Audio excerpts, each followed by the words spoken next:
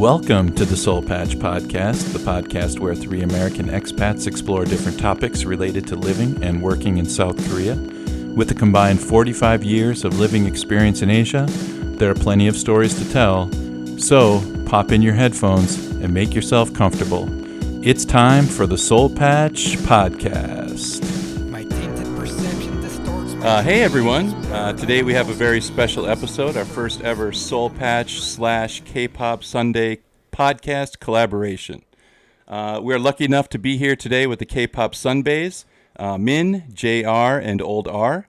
We've wanted to do a K Pop episode for a long time on the Seoul Patch, and figured, hey, there's no group more qualified to educate us on K Pop than the Sunbaes. So, ladies, thank you so much for agreeing to join forces with us today and for dropping some serious K-pop knowledge on us. It's something Kev and I were wondering is, how did you guys get into K-pop in the first place? Hi, I'm Min. I'm from Norway. Min. There isn't a big, or at least when I got into K-pop, there wasn't a big K-pop scene in my country, because I started listening to Korean music in about 2007. So that's like a long time ago now. I don't want to think about that.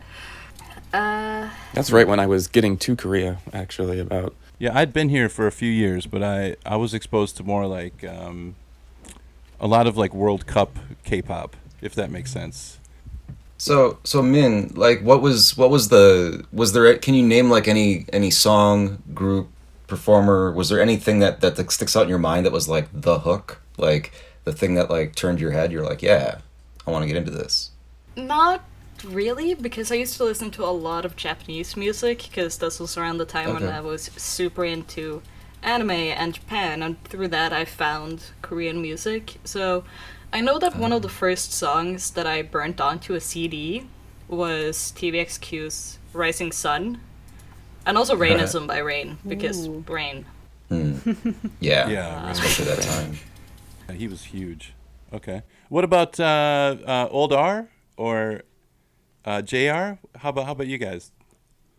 I'll go next. So I was in middle school when like Gangnam Style came out, so that was probably my first exposure to K-pop, but I didn't get into it until a few years later in 2015. I had a friend who was really into anime, and he got me to start watching anime, and I kind of went on my own way looking into shows I thought I might like, and through that I found K-dramas, which oftentimes take the content from Japanese mangas and, you know, make live actions with them. Yeah. So I was watching Boys Over Flowers.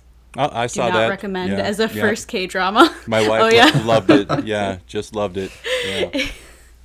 It's a special one. I mean, it holds a special place in my heart simply because it was my first one, but it's not my favorite by any means. Okay.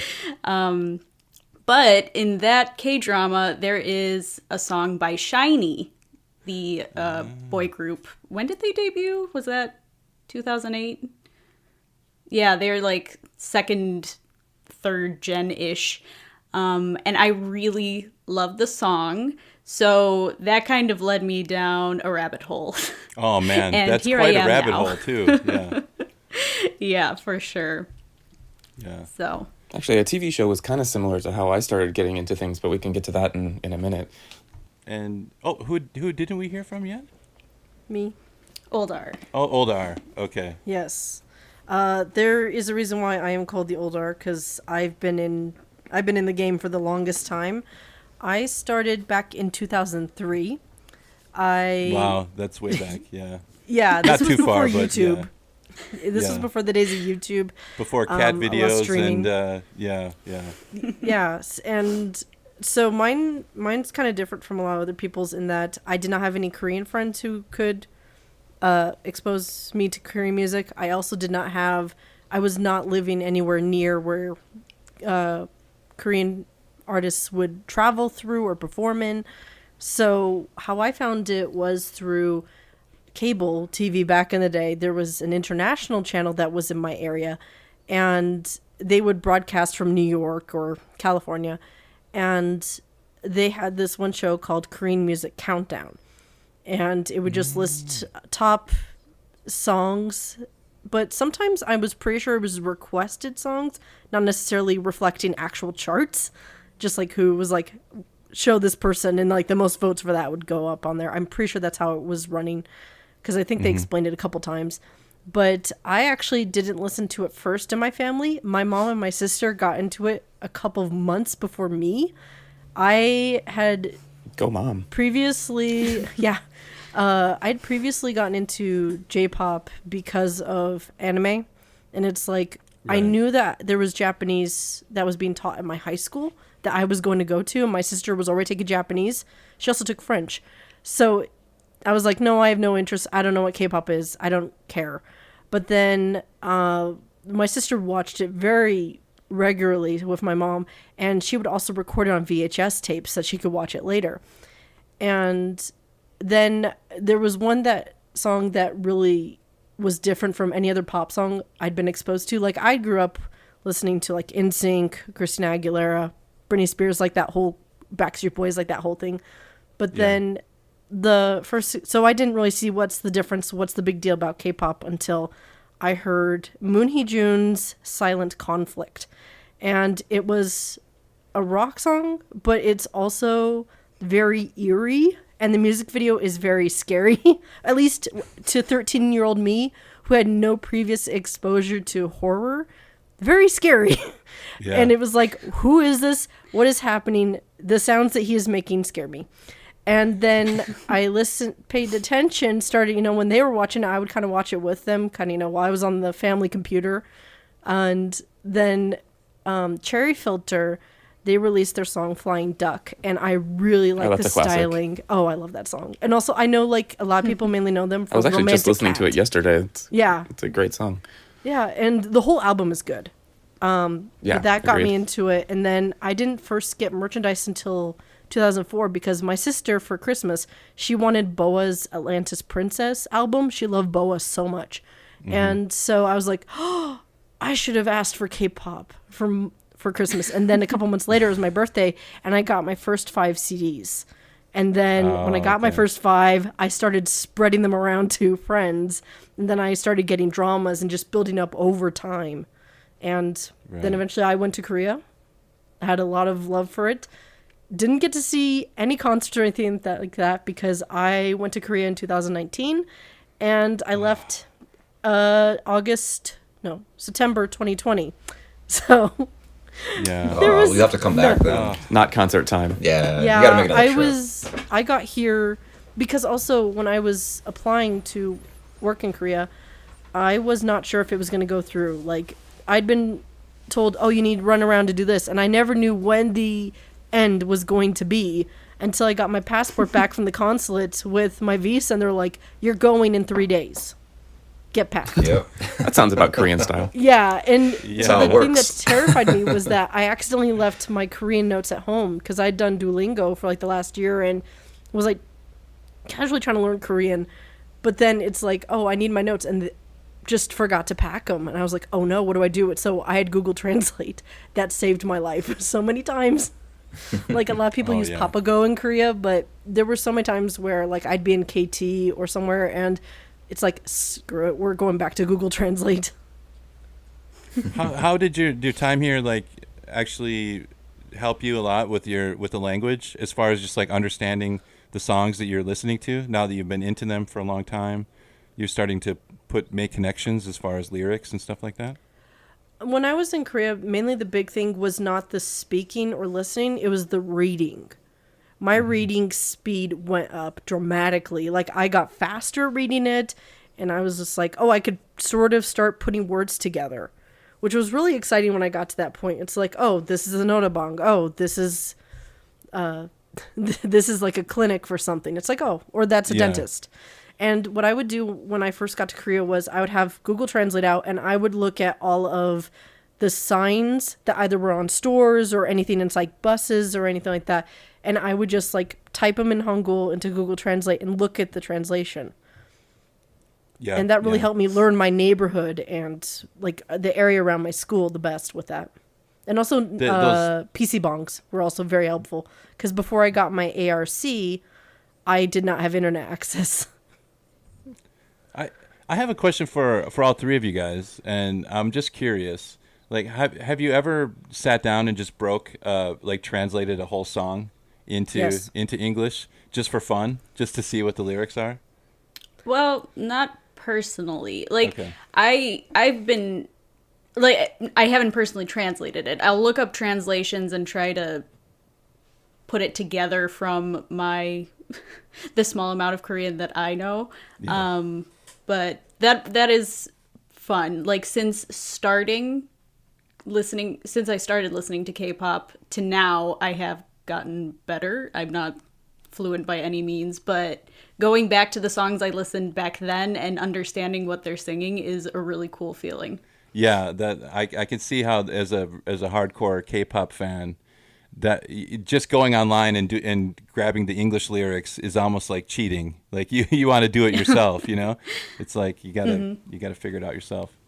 Nice. So that's kind of cool that you guys were all into K-pop for so long. I kind of feel bad. I feel ashamed that I've been in Korea for so long, and I only started getting into Korean music just a couple of years ago because there's so much good stuff out there. And like you were saying, you got into it through a TV show. I actually kind of did as well. There was a sitcom, actually it came out probably in 2013, 2014 called Kamjebyo, Potato Star. And Oh, yeah, it had, I've heard of it. it. It had Jang Gi-ha in it as kind of like a sub role. He wasn't one of the main roles, but he was kind of like one of the supporting cast. And watching it, he sings a couple of songs, and I was like, "Oh, this guy's kind of cool." And my wife was like, "Yeah, he's super famous." And I was like, "Really?" And so I started checking him out, and I was like, "Oh yeah, this guy's great. His band is amazing." And he's Jang Gi-ha and the Faces are still my favorite Korean group, but it took me a while to really get into Korean music, and I think one reason it took me a while is because K-pop is so just a massive genre, right? And I'm not a huge pop music fan in general. And so when I was trying to find Korean music, I would look it up, and I don't want to find K-pop, like what many people think of it as K-pop. I want, Korean rock music because that's more what I'm into. But then when I look at Jang Gi-ha, right, he has a new album or a new EP that just came out, and that's in my streaming service, that's K-pop. When I look up Jaorim in my online, like half of their albums are rock, half of them are K-pop. When I look up Seo Taiji's second solo album, which is not pop, it's like it reminds me of like old Korn, like hard rock music, but it's labeled as K-pop again. Yeah. And so Takes it's an umbrella really turn hard. to another level. Yeah, Exactly. especially Seo Taiji. And He was doing a lot of stuff, and I don't know if you guys know, Seo Taiji and Boys was not his original debut. That's his first group that most people know about, but he was actually the bassist in Korea's first heavy metal band, Shinhwae, which the leader of that group, his father is the godfather of Korean rock and roll. So Seo Taiji had who's that that? long connection to rock and roll music. who is that? The godfather of rock and roll? I'm blanking on the name. Now I want to course. know because I want to look it up. You would know. You would recognize him. He was one of those people, one of the rock artists that got arrested. Everyone. Yeah, did I back have in started the looking days. into I have started looking into like really older Korean rock as well.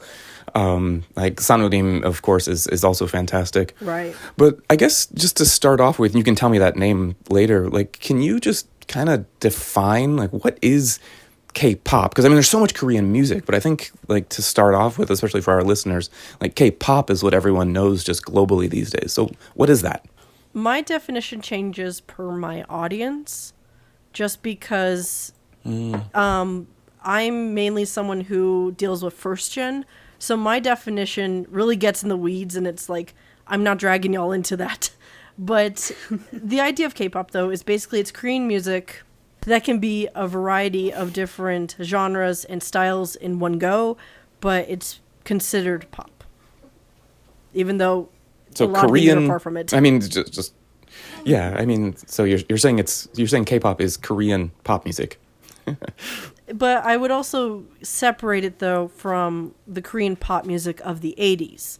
Like I would not I would not consider Songbangcha to be K-pop in the same way modern day K-pop is, such as the idea of having a rapper in the group or The globalization yeah, of it. or like the merchandising, like the idea of an idol, which first came into place in 1996 because that was actually borrowed from Japan, from places like Johnny's, or from overseas with people like New Kids on the Block.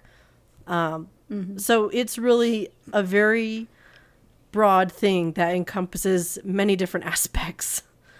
That And we could also more. Oh, I'm sorry to interrupt you. No, it's also kind of couched in the idea of Korean wave. This for those of our listeners that aren't familiar, Hallyu, is that correct? Like the Hallyu wave. Korean wave Yeah. was it's actually an orchestrated vision by several producers, artists to actually export Korean culture as a product, essentially. And so Which is working quite well. it's been more successful than they probably ever dreamed it would have been. But a huge portion of that is Korean pop music, because a lot of the actors in the dramas are former K-pop stars, and so it's as a unit, that whole K-pop is part of that Hallyu new wave mission to export Korean culture, if I'm not mistaken. Right. Yeah. And it actually was, K-pop itself was not actually part of the Hallyu wave originally. Originally, that was more geared towards products like cosmetics or dramas. The K-pop was not added officially until the 2000 Beijing concert that H.O.T did, where it kind of scared China as to how many people were going to this concert. Like, it was causing massive traffic jams, and there were so many people hyped for it. And China was like, what is going on? It is not actually the first time the Hallyu wave was like termed with K-pop. That was actually more with NRG and Clone, who arrived in China before them. But it was H.O.T who popularized it, just because it was such a massive event, very widespread coverage was going on in the media with it. And of course, people don't really consider NRG and Clone, like, they don't really remember them as much, which is a shame because they had massive contributions to K-pop history. But it's not always the people who do things first that are remembered. It's No. Sometimes in history, it's whoever whoever popularizes it. Right. Can I ask you a tricky question about? I've got a tricky question I want to ask you about what K-pop is, because these days, of course, BTS is. I mean, they're like kind of the epitome of global K-pop, of course. And after Dynamite came out, there was an article in the Korea Times here that was kind of talking about them, and so I started, because again, I'm not a huge pop fan. And I'm like, Dynamite, okay, it's a good pop song. It's not really my style, but I saw somebody talking about how their old stuff is really different, and everyone was talking about how, they write their own lyrics, and they're very creative, and they really do a lot of interesting stuff. So I'm like, okay, let me check these guys out. And so I went and I started checking out their first couple of albums, which are vastly different from like Dynamite and Boys. Yeah, they were really surprised me a lot. I mean, like the lyrics as well are talking about going to school and things like that, and it's totally different. So then I started wondering, and again, I'm not anywhere near a K-pop professional, but in my definition of K-pop, I don't think Dynamite and Butter are K-pop. And the reason I say this, I'm not sure how controversial this is because they aren't even written by Korean artists, right? These are English songs written by foreign producers and foreign writers, but they're just performed by a Korean band. So I would consider them, in my weird definition of music, it's good pop music. Dynamite's an amazing pop song, but it's not Korean pop, in my opinion. What would you respond to that?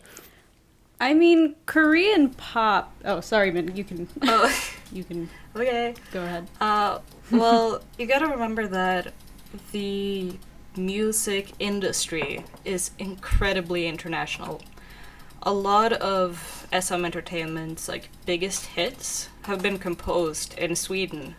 Like a surprising amount of K-pop is made in Scandinavia, which is hilarious to me. Is that right? I didn't know that. I did not That's know that. Fascinating. Okay. Yeah, and it's Wow. very common that one artist writes a song, doesn't feel like it belongs to them, sells them to a different company. That company can't do anything with this song, sells it to a different company, and thus it becomes K-pop. Like we have Shiny. I mean, that's common in all genres. Yeah. It isn't even like the White Stripes' Seven Nation Army. Like that's not a White Stripes song originally. That was written by someone else as well. Yeah. From what I know. So I mean, that's common in many genres.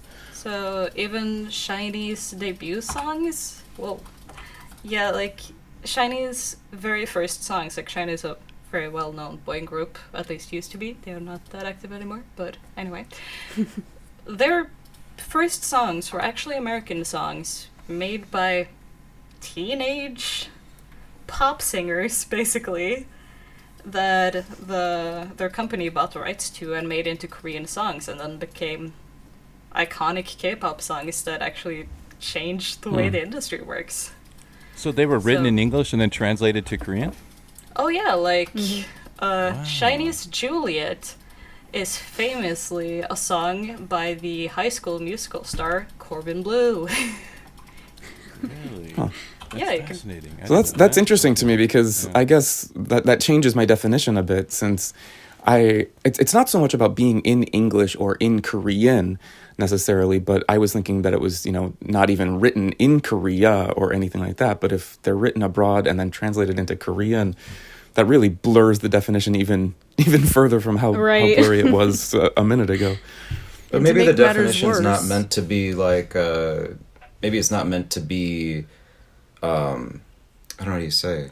Like it's not like it's not. You're not basing on like the etymology of that phrase K Korea pop music. Maybe it's more like just whichever way that the artist or the producers want to situate that material to present it. Like if you think It's about a branding thing, almost. well, yeah, but I mean, it's not uncommon. Like, if you think about, like, Prince, or I think Dolly Parton did a lot, too. I know Prince has written, like, an absurd amount of music, right? There's still, like, probably, like they say, tons of tape that's unreleased. He's written so much music for other performers. So these are songs that are not within his genre, right? And what do you do with that material? Then it goes to the other performer. It gets kind of branded for that other genre, and you're not really thinking about where it came from. You're not thinking about the producers are in Sweden and the lyrics were originally in English. It's like, well, it's where the package kind of ended. Maybe I'm just wondering. Maybe that's like the definition isn't like so literal. Yeah. Well, no, Right. also to make I things would agree. worse, Korea also has a No. long history of foreign songs coming into the country and then being translated into Korean and just released as like Korean songs. This goes back all the way to I like, Will the Japanese Survive is occupation. And that was actually a huge problem with first gen K-pop was where they were still kind of doing that, but then the definition of plagiarism had changed over the course of time to where then artists were like, okay, this was not plagiarism when I first started, but now this is a thing that's getting me taken off of radio. So then that, like, the worst people to get hit with that was H.O.T.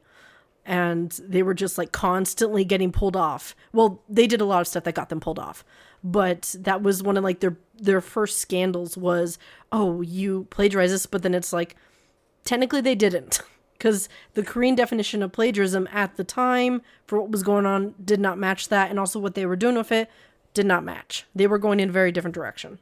So And decades earlier in American music, the same thing. Like Joe Cocker, covering a Ray Charles song was not considered plagiarism back then. Right. It was just that's what everybody did. You copied until you found your voice, and then you write your own music. but Yeah. now there's so much, like as far as having the rights to the music and being able to record, it's a totally different situation now. Yeah. Yeah, or like I think of how many songs that were done by like Cab Calloway back in the 1920s and 30s, where it's like, but then you also heard that same song being sung by Louis Armstrong or by Fats Waller, and it's like there were certain songs where it's like everyone was going around and making a song from that, Right. and Everyone did their that's version also of part it. of it. Yeah, And nobody cried about it. It was just like, that's the way it was done. like you had like your favorites, but like, Sure. oh, I prefer this version of it, or like one of the quintessential 50s songs is Shaboom, which I have a love-hate relationship with that song. I hate it, but I need to have every single version of it by any other artist. And it's like, there's been so many people sang that song and kind of twisted it to like their own thing, but it's still the same core, but it's very different. And K-pop still kind of does that with remakes, where like H.O.T released a song from their second album called Hangbok, Full of Happiness. And then years later, Super Junior did their own version, which is very different. The lyrics are pretty much the same, but the instrumental, the dance choreography, even how they sang, very different. To where nowadays, if you see people who are doing a cover of that song, they'll do the Super Junior version, but then they'll add the name H.O.T, even though those are entirely different. H.O.T, Super Junior went and took what H.O.T did and went, here's how we're going to apply it to us, because we can't do what H.O.T did. Because H.O.T had, especially for that song, a lot of ad-libbing, where it was very much sure. customized to them. So they were like, no, Super Junior was like, no, we're not doing that. We are standardizing it. Everyone could copy us. Yeah. So there's a lot of that too. Yeah. That's the way I wish it were that way. It's unfortunately, I think, I mean, it's probably a corporate thing, and it's probably about money and stuff like that. But it's too bad. Does that, as far as like fans go, when a group covers another song, do they get some backlash from them for using an already recorded song for doing a remake or something? Is there some backlash from the fans? I mean, do they? If you were to watch Show Champion, Music Bank, M Countdown, they have special stages a lot of the times and they'll take current idols and they'll do their own version, or sometimes just the exact same version of an older K-pop group song. And like there's Cosmic Girls Chocomi, they re-released a Baby Vox song under their subunit. So for the most part, I would say there isn't a lot of backlash in the sense that they're like, oh, they're remaking my favorite group song. It might be if they do it poorly. I know there was a stage where a few girl group members did, I think it was an NCT song, and they were like, oh, they were so lackluster in their execution of it. And that's like the extent of the backlash I've seen. Yeah, that It's kind of not makes so sense. much. If they're doing a cover of it, they bought the rights to it, and so it's kind of understood. There's a right way to do it, and Right. Yeah, that makes sense. But there is, I will say though, as an H.O.T fan, longtime H.O.T fan, that particular fandom is very harsh on covers, because H.O.T's music was particularly about specific social circumstances at the time. Like Wolf and Sheep was about a massacre that happened during the Korean War. Aya was about a fire that killed 19 children and a couple of adults. And the water park one? Is that the Sealand Youth Training Center? Yes, right. Yeah, so it was on. There's a show in Korea that's going on now where they take on old tragedies that happened in Korea and they like retell the story. And Tablo from Epic High was on there, and he was just shocked hearing about some of the details. And there were some people who were just crying hearing about the accounts of like the parents and what they went through when like they saw on the news that like their kid passed away. Like you sent your kid to camp right at the end of the Asian financial crisis in Korea, because Korea was kind of recovering by 1999 after the IMF package and everything like that. And then like you find out on the news that your kid passed away. Like there's a fire and your kid's probably dead. That is, and they were kindergartners. So but there have been some people too. Yeah. It was negligent at all levels. It was negligence with the politicians who were there, the contractors. Like there were so many people who signed off on it because agreed or they just didn't care. And a lot of those people got rounded up and sent to jail. But the main dude who put that together, he went to jail for 5 years, but he has since built a cafe on that site. And then he also built a campsite near there. And it's like, who is handing him building permits? Who is doing that? But with H.O.T, though, depending on the cover, fans do not accept it if the group who's covering it does not acknowledge. Like, they're just taken as a performance, especially when H.O.T went to great pains to not separate the events. Like Aya, before they would perform it on music shows, they would run footage of the fire and families grieving. It's like, focus. Fans, focus. We are here expressing grief because the song came out before those people were sentenced. And they're like, do not be lenient, courts. We are grieving. So that's, and also like, yeah, I mean, we have that example. I'm thinking of like Neil Young's anti-war song about the Kent State shooting way back in I believe in the 60s or whatever. I haven't heard that song covered. Like that, it would be almost sacrilege to try to cover that.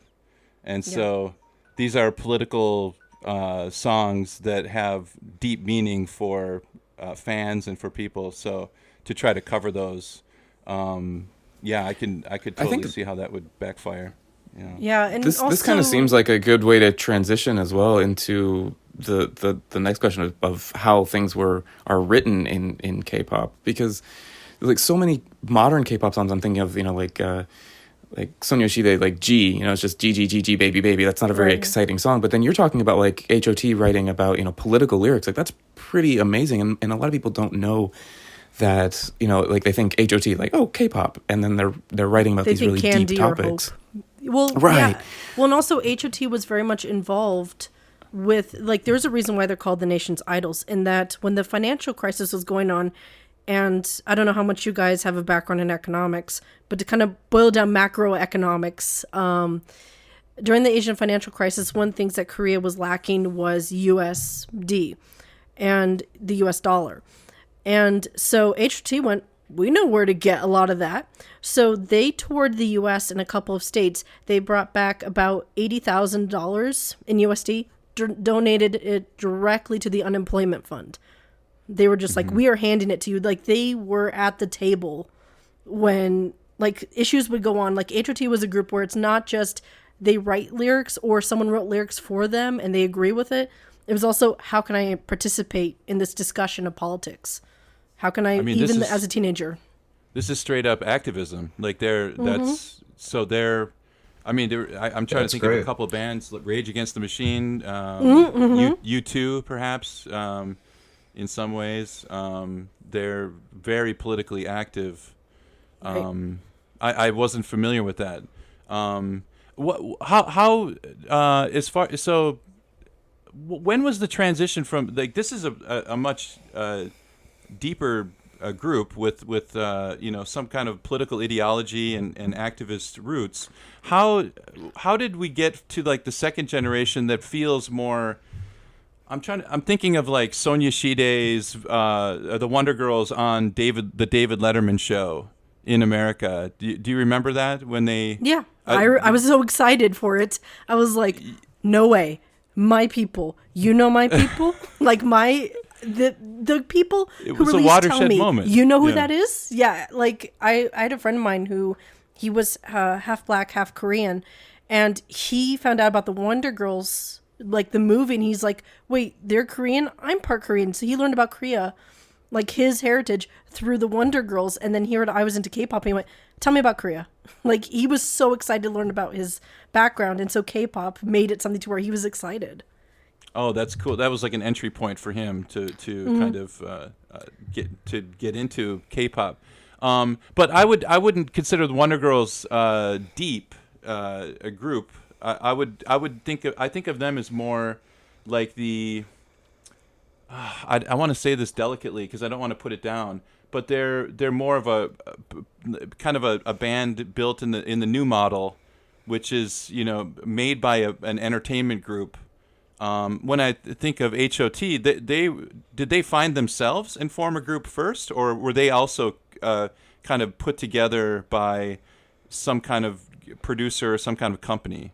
I guess I'm wondering when did the shift happen where it was more organic to a more kind of calculated by managers and producers and companies like SM, YG, or JYP? I can actually explain that. That actually came through H.O.T. There was always companies putting groups together. We have that in America too, where companies are like, we're seeking to put a band together. Come on and we'll put you into a pop group. But then you also consider that Seo Taiji and Boys, for instance, was Seo Taiji, Bino Shinoe, and then he was like, I need to learn how to dance. And he tried to find the two best dancers in Korea, was like, teach me. And then they formed Seo Taiji and Boys. And with H.O.T, SM had gone through a lot of things before, but it led to SM being like, I see that idol system other people are doing. I want to do it with this group. But H.O.T also had a social message as a result of that. And also they were heavily influenced by a producer and artist who was still at SM called Yoo Young-jin. He was like, you need to be a good person. Music isn't just about being cool.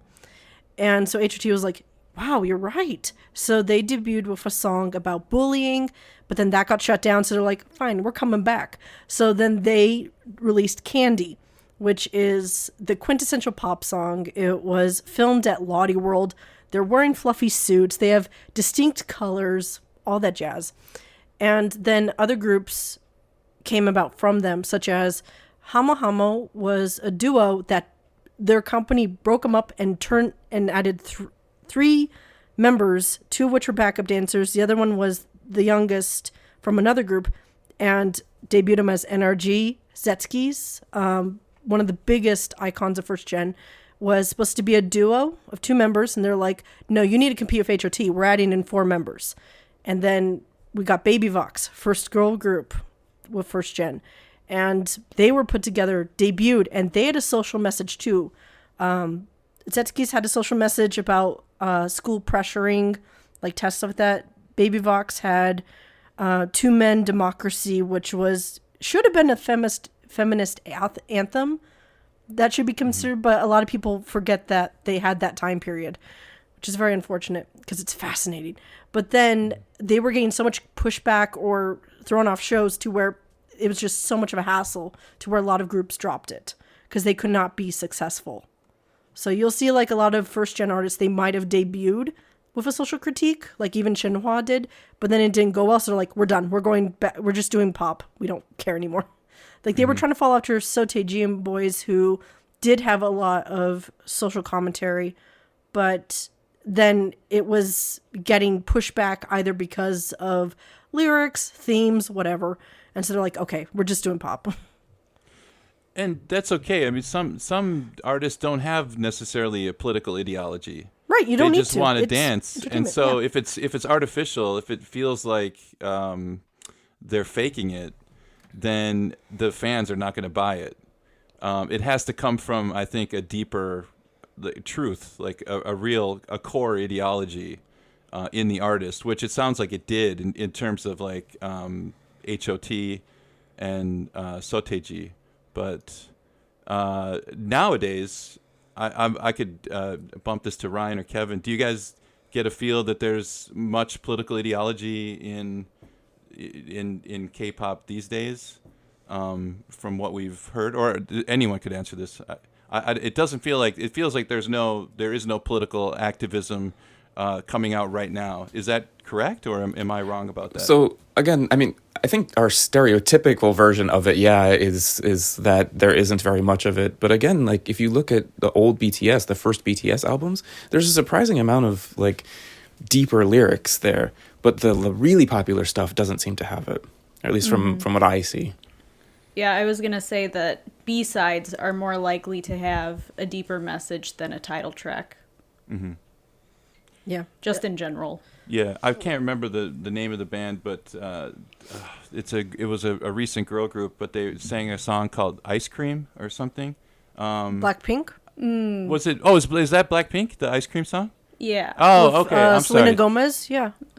I just remember that there was somebody in the K-pop sphere here, some journalist or somebody was criticizing it, saying this some of the current K-pop is way too shallow, and it's if we want it to last, if it's going to endure as art, it needs to have some kind of a deeper message to it. But No. it doesn't. I mean, it could be they're wrong. cherry picking. I was going to say, Like- that's... Yeah, no. Just to say this specific song is going to bring the downfall of K-pop is kind of dramatic in my opinion. Yeah, but come on, that's absurd. Very short-sighted. It's like, you do not know your history if you think that. Or like people have said, oh, well, K-pop's really going to go down when BTS breaks up. And it's like, if it didn't go down with Seo Taiji and Boys, if it did not go down when H.O.T was forcefully disbanded, if it did not go down when TVXQ split, it's like, that's not how it's going to go. Yeah. K-pop is bigger than BTS. There is, and also it is so long established, and I think that also there's a lot of people who don't realize how long it's been going on and how many people who were there from the beginning are still there. Like, you'll find you can find some international fans who've been around since 1996 or as early as 1992. Like, you can, they're rare, Super but OGs. you can find them. Yeah. I've run into them a couple times, but they're older. They're like in their late 30s, early 40s, and they don't have time to go around Older. social media. Like, Late they are, 30s, early 40s. well, as in like in terms of pop though, as in like they don't care about doing like the Twitter fights or like the pre-sales. Like, or that's the streaming parties. Yeah, they don't and do that. Just pushing all of the fan culture that is around right now. Yeah, like with when SM had their family concert for the last 2 years, especially the first one that was last year, that was about like, hey, the Hope concert. A lot of H.O.T fans and kits were very annoyed with Kangtan being put in the middle. They were like, why are you doing this? I was only here for him. I don't care about NCT. I don't know who they are. My kids care. I don't. I'm just here for this one person. Haven't seen him live in a long time. Just want to hear him singing a song. And then I want to go home. Like, I knew people who left work early so that they could tune in and get him at the beginning and then go work with their kids. And they were like, why is he in the middle? They were just furious over just, I don't care. I have my favorites and it's like, oh, they're performing. I'm interested. I'm not keeping up with what the kids are doing. Like, there's also a lot of older fans like that. A lot of first gen fans are run very differently. Like, first gen has a whole economy going on, which is a whole thing. And also, a lot of first gen fans act more as museum curators than anything else. Like, you have people who do restorations, you have people who do archives, you have people who do translations. There's a whole different business Like that an goes on. infrastructure, essentially. Yeah. Yeah, it's basically a And giant I museum. feel like, yeah, that's kind of where we felt the need to come in as well, because we were looking at the current state of K-pop podcasting, and there wasn't anything that was history-based, or we didn't want to be current news because there were a lot of those. So we really wanted to lean heavily on the fact that there wasn't anyone talking about K-pop history, and a lot of times those that were, they might be spreading misinformation or something that isn't true. Yeah. So we try our hardest to find sources from the times, and that means digging through articles upon articles in Korean. Well, that's the But- Yeah, I thing checked out about your research episode. You guys are hardcore. Your podcast. When I listen to your podcast, it's like it's intellectual, like it's academic almost. Yeah. It's so when I listen to it, it's like the and I say this as a compliment, not as a put down, but like an NPR or New York Times, kind of level. I'm flattered. Because wow, you're thank you. you speak on it with such expertise and such knowledge, but you also have obviously done your homework and you've done research. So as a kind of neophyte in terms of like K-pop, I don't know that much. Just what I kind of am exposed to ambiently. But when I listen to your podcast, it's just it's such a deep dive. It's so fascinating. I really hope that listeners appreciate that. The work that you guys put into your podcast. So Yeah, Thank wait till you. you see what we're doing with YouTube. oh, is that a new project? The YouTube channel? Yeah. We've been working on it for like 2 years, and still we got nothing because things take Nothing time. to show for it. I Yeah. will. We throw Part of ours it's my up on fault. YouTube as well, but we're still waiting for it's a tough business out there in YouTube world. So Well, then, can you give us some recommendations of like Korean music that isn't just the whatever the way that Jack was trying to define the Sonyeoshide, just the bubblegum pop, like the obviously H.O.T, you've mentioned them a ton, so I will be looking them up and looking into especially their older stuff.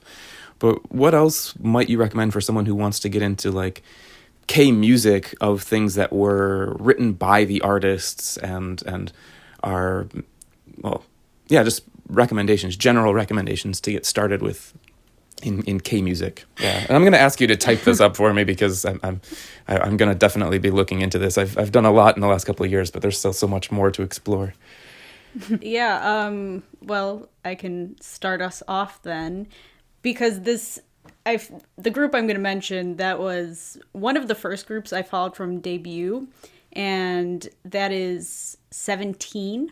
They debuted in 2015 with 13 members under the company Pledis Entertainment. They've since been acquired by Hybe, right? That's Yep. right? Yes. Okay, yes. They've since been acquired by Hybe, so they're technically still Pledis, I believe, but they're like a subsidiary, something like that.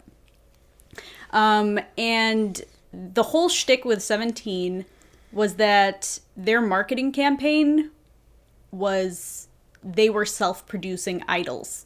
And their debut track, Adore You, was written by he's not their leader. Just kidding. He's not their leader. But it was written by a member named Woozy, and it ended up being a great success. And I'm not sure if you guys have heard their name before, but they are at the top of the K-pop game, I would say. I've definitely Especially heard in of terms 17. of yeah, and in terms of like international success, I would say that they're really high up there. So on top of writing their own music, they also wrote lyrics and created the choreography themselves. Nice. So at this point, I believe every single member has participated in songwriting in some capacity, whether that be the writing of the music, the lyrics, the rap, and stuff like that. So just a lot of they have their hands in every part of the process. And it sounds really fascinating to think of, like, you think of like Yeah. pop groups, often you're thinking about, a massive industry that's, you've got the performers are on the front end. They're just like the facade of the composition. But to see something like this sounds really interesting to me. I'm gonna check this out. Right. And I mean, I kind of see it the same way as actors. Like, actors are not writing their own material. They're just performing Totally. it. You know what I mean? So that's kind of the other end of like the K-pop idol spectrum. It might not be written for them, but they still have to perform it. They still have to have the stage presence and all that. Absolutely. Yeah, so the success of 17, I feel that really opened the eyes of other entertainment companies, and they were like, this brought on good results. Maybe we should let our groups do something similar. And this isn't to say that before 17 nobody else wrote their own music. I mean, SHINee's Jonghyun did so. Min had written Mamamoo on here. Like, a lot of groups had in the past written it, but I feel like 17 really gave a boost to the idol writing and just participation in general in the fourth generation specifically. So some groups that you will find have made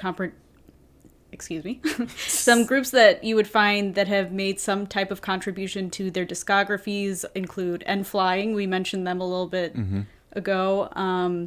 G-Idol, Purple Kiss, ATEEZ is another one. ATEEZ is a pretty big one. I tried to find some more recently debuted groups, and that's another thing. At debut, you don't necessarily see members writing their own music. I feel like the companies wait for them to get a little bit more established before allowing that amount of control Like, into their idols' hands. Would you say like that? Like aespa is an example of that? Because I keep Oh, hearing their yes. one song over and over again. It's a cool song, but it doesn't feel like maybe something they wrote. It's just something that was like, okay, let's just get this Right. song out into the bloodstream, and then later we can work with them or whatever. If that's an example. Yeah. Right. As far as SM goes, I would say that they might not, even in the future, let them have too much of a hand. Just historically, they have not been as forthcoming with that.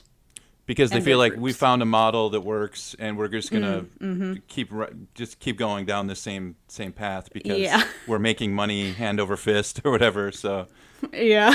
yeah, But I just want to add that not all companies are like this. We briefly mentioned both Mamamoo and Purple Kiss. Out of all of the groups that we've mentioned so far, Purple Kiss is definitely the youngest one. I think they debuted last year, 2 years ago, something. 2 years, I think. Yeah. 2020. And both of these groups are under Rainbow Bridge World. I think that's what that company is called. Yeah. It's a Which they did just get acquired, so. yeah, but Rainbow Bridge World, or RWB, is known for letting their artists do basically whatever they want, because that's the formula that they used with Mamamoo, which became very popular. But that doesn't mean that every single song that they make is completely written by the idols. It's usually a like collage of like 5 different writers. right. That's the same in American pop music as well. I mean, just Yeah. you have teams. There's teams of writers basically. But I also really want to mention, we briefly named G-Idol, and I think she's their leader, Soyeon? Yeah, I believe so. Yeah, Soyeon. She is incredible. If you go into any of G-Idol's, like, discography and look at the credits, you'll usually see Soyeon as the only writer on most of the songs in their albums, and she will also be in the arrangement credits and in the song composition credits. Like, she is heavily involved in everything that girl group does, which must be terrifying. Yeah, but that's cool. I mean, Actually- yeah. Sorry, Ryan, go ahead. Oh, sorry.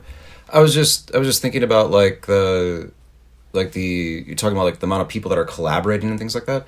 I just remembered something. Last winter, I'm a teacher, right? So I taught winter semester. One of my students, she's graduating, and she was, I forget her. I think she's literature major, but her she was jumping off the rails with her career. She's just a senior in university, and she had gotten into this club for writing lyrics just as a hobby. Like she liked poetry, and then she started selling her stuff for K-pop. So Wow. I talked to her a little bit about it, and she was explaining. I thought it was really interesting because I thought, oh, that's cool. So you write the lyrics and then you give it to, you're able to sell it to companies and stuff. She goes, no, it's not that simple. She's like, I write part of the lyrics. She's like, I'm on a team of people. We write the song together. So even one song can have like multiple lyric writers, I guess. Right. And that's going to be her first career. She's really stoked. That's incredible. Yeah. I do want to mention too, a lot of times when you do see an idol's name among collaborators like that, that is most likely the rapper contributing to the lyrics. It's not always the case, but oftentimes it is the rapper who is putting in their input. So, speaking of rappers, I just have a quick question. This is an aside right here, but you're very familiar with Blackpink? Yes. Well, yeah. Okay. The rapper in that group is Lisa. She is Thai, right? Yeah. Yes. Yeah. Do you think that her cadence of rapping sounds very familiar to Cardi B? Or am I crazy? It could be just my opinion. I've never made that comparison. Oh, okay. I've never thought of that. I've never mind. thought of that way. Okay. It was just something. When I listened to her rap, I was like, "Gosh, it sounds really familiar to like the cadence of Cardi B." But I could be totally off base here. So, sorry. It's not. Okay. It's not unlikely because also in K-pop you will definitely hear people sounding similar to other more popular artists in the K-pop scene. And YG is known for that kind of I'm too cool to have emotions in their music, especially in their rappers. Yeah. So she It's possible. No, I'm not trying to cast aspersions on Lisa here. I like their music. Blackpink is great, but yeah, I was just curious what your opinion was about that. If we, as we kind of head towards the conclusion here, one of the questions that we wanted to ask you was, in your opinion, who? I think I might know the answer to this though, based on our discussion today. Who is the most influential person, maybe behind the scenes or performer?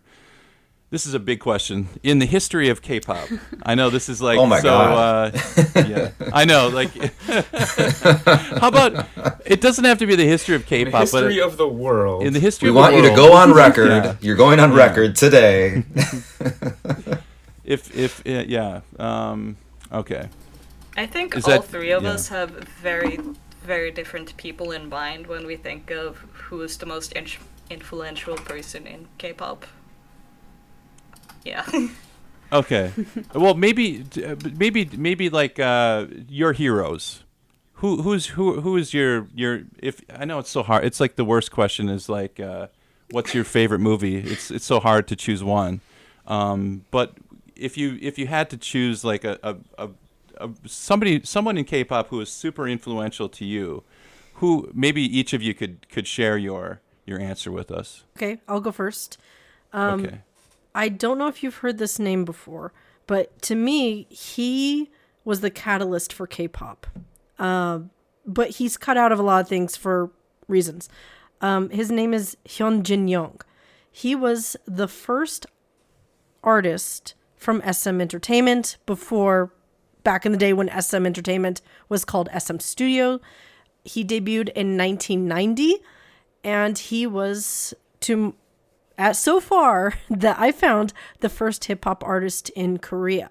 He was influenced by friends he knew who were like living on the American military bases that were nearby him, and that was how he was introduced to hip-hop. And he was like, I want to bring that to Korea. And he, though, went to jail for marijuana use, but then in 1991, but then came back in 1992 and won a big award, and his biggest song was released then, You Are in My Unclear Memory, and which was like huge high, big deal, wow, SM is making money, great. But then in 1993, he released his third album, and he went to the US, and kind of interesting, he went to film in LA and New York. But when he was in LA, though, one of the things that like his team around him, one of the reasons why they chose LA and specifically the areas where they were, was that they were very well aware of the LA riots that happened earlier. Rodney King and also period. yeah, and they were very well aware of the tension between the Black and Korean communities there. And so because Hyunjin Young was a Korean who was a hip-hop artist, they're like, trying to extend basically an olive branch, like, hey, we appreciate, we can't right wrongs or change things, and we know we're from Korea, we're not American, so we missed out on this whole thing, but just an acknowledgement. And also kids who were from the area were included in the music video who were Black, and they're like, okay, so I don't understand what this dude is saying, but he's a really good dancer and he can rap. And he was actually featured in the LA Times for that. Yeah, so he's a pretty big deal. But then he went to jail for meth the same year. That's hard to come back from. Well, exactly. That was the end of his time in SM. And he was also very outspoken about how he started on marijuana, but then when he was in prison, he got into harder drugs like meth because he was introduced to it because the prison system made it easier for him to make connections to it. And he was addicted for a very long time.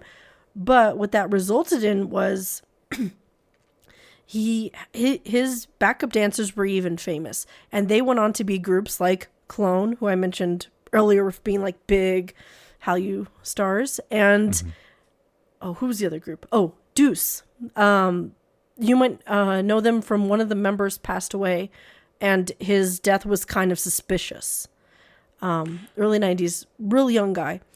And also one of them went into Jinusean. He also was there. So like a lot of people launched who were like, if you were around him, you went somewhere, which is pretty cool.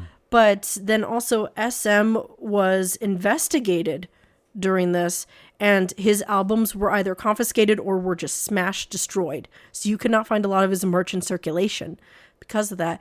And that was then when SM pivoted towards, we need to have people come into the company who, you got to be like a good person, basically. Squeaky clean image, that kind of thing. Yeah, and then he also SM recruited Yoo Young-jin, who pretty much self-taught musician who then went into the military, studied music, gave demo tapes to SM. He was like, wow, this is really good. Keep sending them. I want to listen to you. Then he debuted.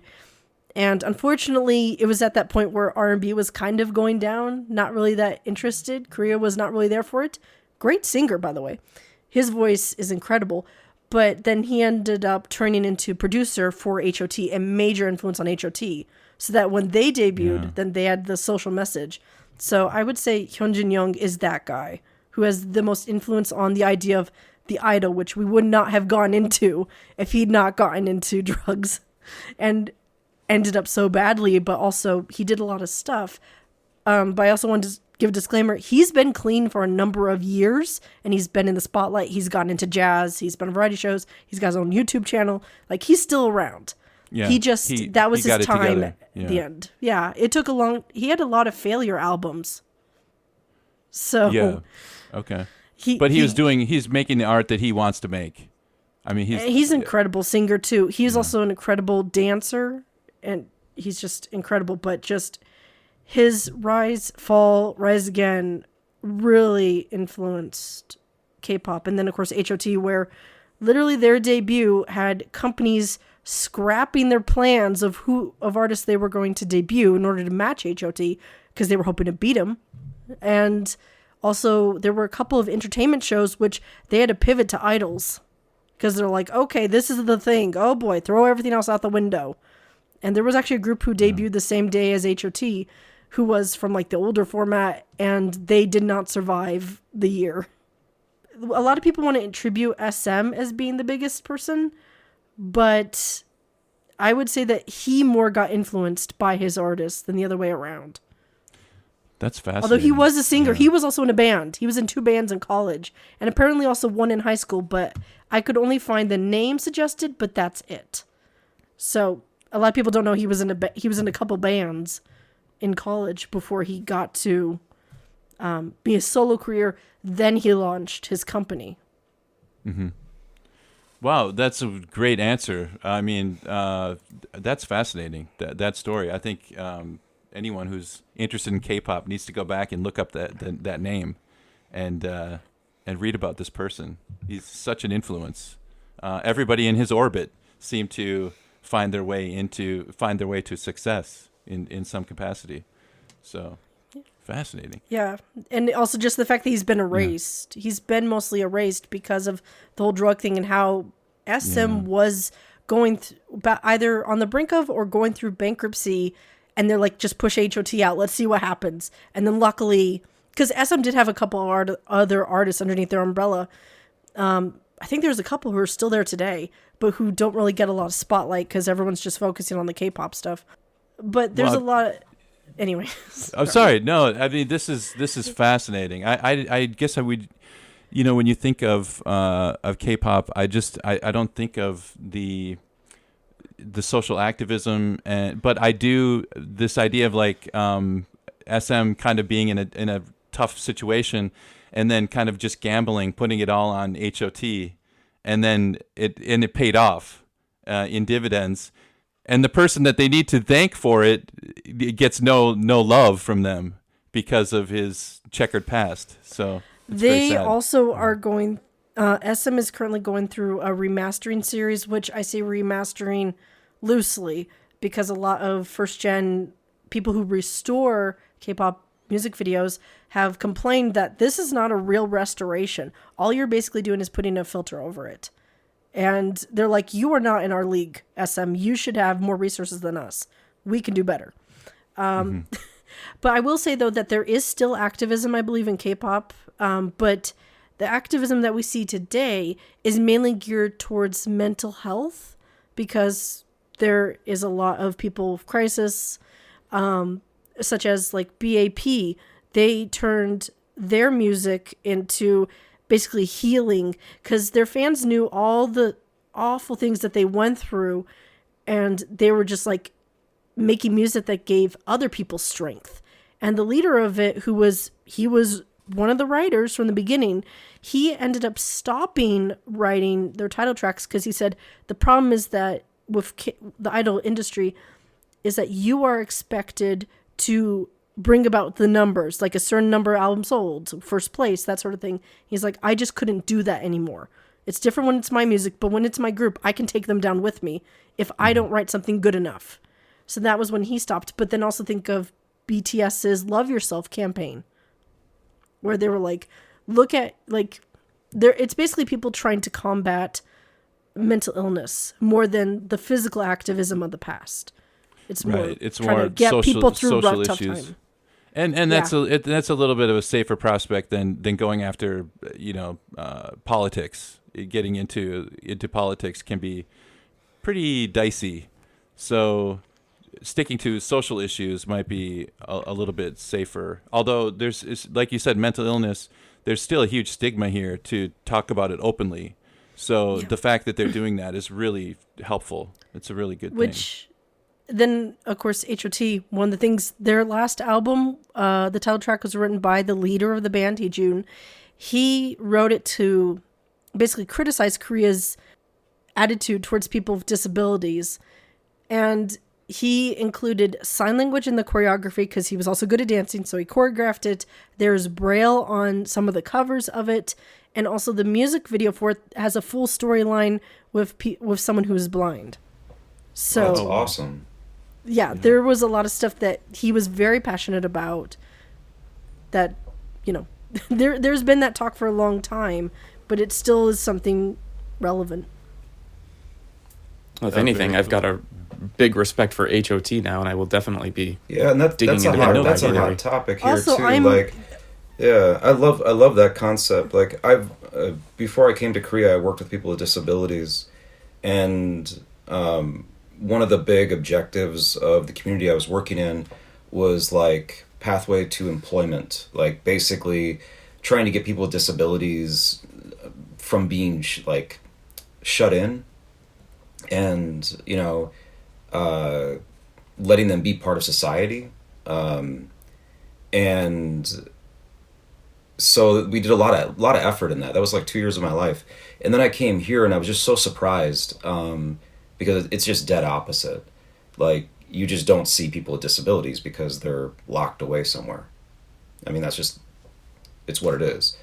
It's just really rare compared to being like in Chicago. So it's pretty cool. That's I could get behind something like that. That's awesome. Yeah, I mean, absolutely. And Ryan, Kev, do you guys have any last questions for the Sunbaes?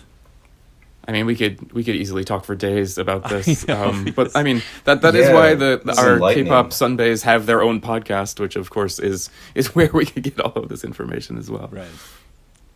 So, ladies, do you have any final thoughts that you would like to share before we say goodbye here?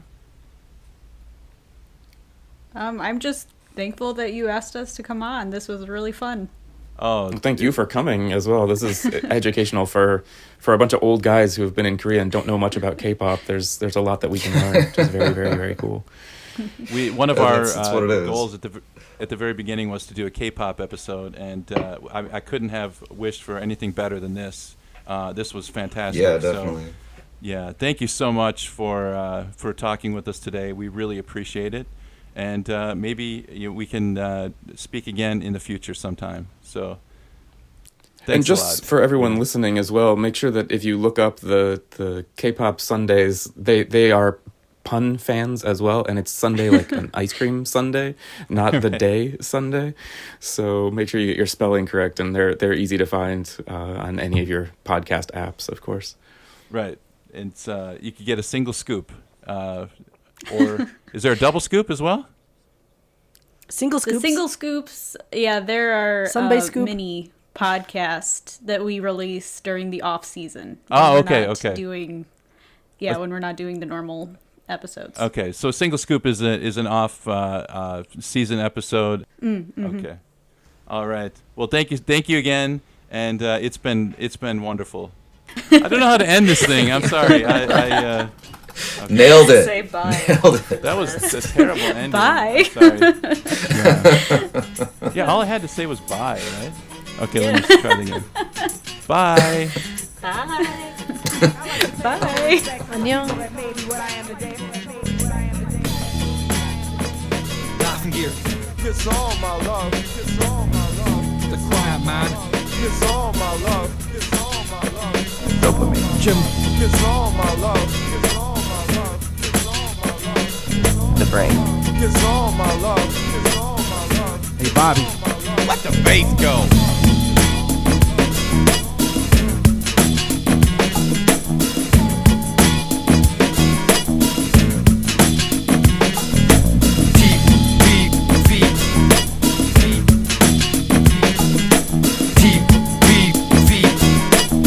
Call me an eater. Call me a dominant.